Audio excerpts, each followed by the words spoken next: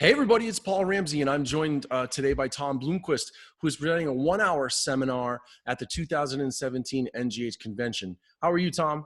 Good morning, Paul. I'm doing great. Glad to have you here. So you're going to be talking about neuroplasticity, which I love. I love this topic. I'm so glad you're doing this. But before we get into the topic, let's learn a little bit about you. I've never met you before. And when we were setting this interview up, it was so fun to find out you're only about 20 minutes away from me, and that's cool. How'd you get into hypnotism? Well, unlike many hypnotists who came to explore neuroplasticity through hypnosis, I came from the other direction. I'm a practicing anesthetist and pain management specialist and was exploring neuroplasticity as an aspect of pain problems and looking for better methods. That led me to hypnosis. That's cool. Nice. How long you been practicing? About 4 years now. Good. I've been doing anesthesia for, well, as the hair might indicate, considerably longer than that. And using elements of hypnosis, helping patients in the field of anesthesia, their patients get Sure. more comfortable during and before surgery, and gained a greater appreciation of how powerful our words can be to Yeah. affect people. So I've been easing into this over many years, but open to practice about 4 years ago. Good for you. Good for you. So tell me why you chose to do this topic at the convention. Why? Tell me a little bit more about why you care about this topic. I care about this topic. The more we know about how things work, the better able we are to use our methods and ways to help our clients make their desired changes. So true. Keep going. Keep going. And it was important to me because it looks like the model of neuroplasticity and how we help clients make changes may be the same model that explains things like PTSD and phantom pain. All of these are examples of neuroplasticity having occurred. Yeah. You know what, Thom? I'm with you. You're preaching to the choir today. That's for sure. Let's go back and let's assume that some people are going to find this video between now and the convention, or even maybe a year from now, and they found it because they were searching for hypnosis and they've never even heard of neuroplasticity before. Can you give us a definition for neuroplasticity?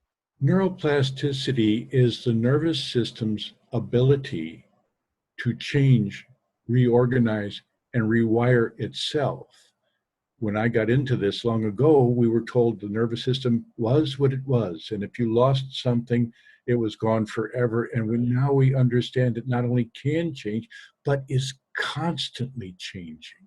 Yeah. And we can affect that in positive ways. Disease can affect it in negative ways. Yeah. So you guys, this is why again, I love to geek out on this stuff. I love to talk to people like Thom, Melissa Tiers, Billy Schilling. There are some great presenters at the convention every year who talk about these topics, about neurocognitive aspects of our work, and about plasticity and our ability, if you know this stuff, to do more effective work. But listen, the big thing you got to understand, this is a huge shift in just our last, what, Thom, maybe 20 years at the most. At the most. Yeah. And respected lecturers like Tiers and Schilling are presenting other aspects of this. We're looking at this same phenomena from a different point of view. Right. That's why this has value to hypnotists, to look at this topic from as many points of view as possible, Yep. to gain a greater appreciation. Yep. That's it. Thom's right on, you guys. So like, we get all these different presenters and they love the same topics, but they all approach them from a slightly different way. So when you come to the convention, you can go hang out with Billy, who's literally a genius, and he'll tell you stuff that will just blow your mind. And then you can go and hang out with Melissa, and she'll tell you maybe a little bit of the same stuff, but then she'll tell you other stuff around the same topic. And then you can go hang out with Thom, and he's going to tell you things. Again, he has his own unique path as an anesthetist. And so you know, you can dive deep. You can say, this year, I really want to learn about plasticity in the brain. And you can hit it and hit it and hit it each day. There's these different things. Or you say, I just want to dip my toe in the water, and you go to one that fits into your schedule. But the great thing about the convention is we don't just have, thankfully, one person talking about this topic. We have multiple presenters talking about this topic. And it's an important topic, because you have to go back to what Thom said before, that years ago, everyone pretty much in the field said, your brain gets made, it's molded, and that's the way it is, and there's nothing else you can do about it. And now we know that that simply isn't true anymore. So this is your chance to spend time with Thom, 8 a.m. on the 12th, and it's covered by your convention registration fee. And so it's just there. All you got to do is show up. Hey, Thom, what are you going to what are you going to teach them? How's it going to help them go back and be better at what they do? The more we know about these background processes, the more we can use our methods and our tools to help our clients. And it spurs that creative parts in ourselves that come up with those metaphors and those suggestions that are so individualized that creative hypnotists come up with. It fleshes out this topic in a different way to help them and help us make our changes. Yeah.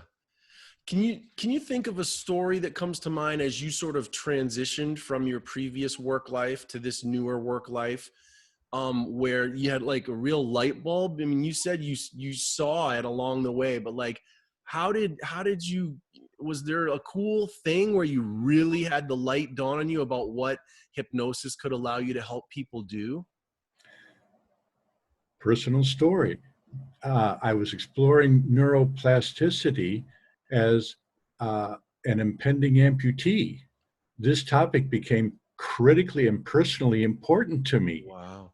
And this was my light bulb moment. Yeah. When I realized I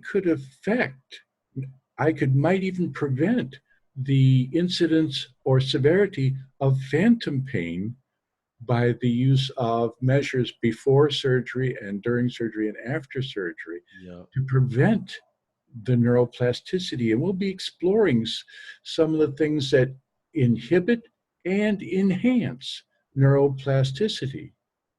That's great. You guys, this is it. Again, this is another really awesome theme about the convention, is that not only you get to get people like Thom that you can spend time with who have done the reading and read the studies, and that's going to steepen your learning curve, right? Because then you don't have to go read all that stuff. You can get it transmitted. But then you have, this is another beautiful thing about our profession. We have people like Thom who have real personal experience that they bring to their work. Yeah, Thom, what do you want to say? Part of this is important to learn this background processes, because the brain doesn't really look a lot at itself. One lecturer said, if the brain was really aware of itself, it would probably lose interest in the rest of the body. I love that. Yeah. It's an amazing thing. It's really amazing. It's such a great topic. And it's really, I think, as we keep striving to be, and I think we've already done this, but we need to keep doing it, to be a separate and distinct profession. This is part of our way to make sure that we're showing people that we keep growing and evolving as professionals, and that we are science-based and evidence-based. And that's really, really important. So I'm so glad you're doing this. If people want to learn more about you and what you do, what's a good way for them to do that? The best way is our website, which is beyondyourbestnh.com. All one word, no dots, no dashes, no underscores. Beyondyourbestnh.com reaches our website and our practice here in central New Hampshire. All right. Hey, where's your favorite place in Concord to get lunch? Barley House. Barley House? Yes. All right. Within the next couple of weeks, I'm going to follow up with you. I'm going to take you to lunch, and we're going to get to know each other better. I'm so glad that you made this time for me. Thank you so much. Good to meet you, Paul. All right. Be well.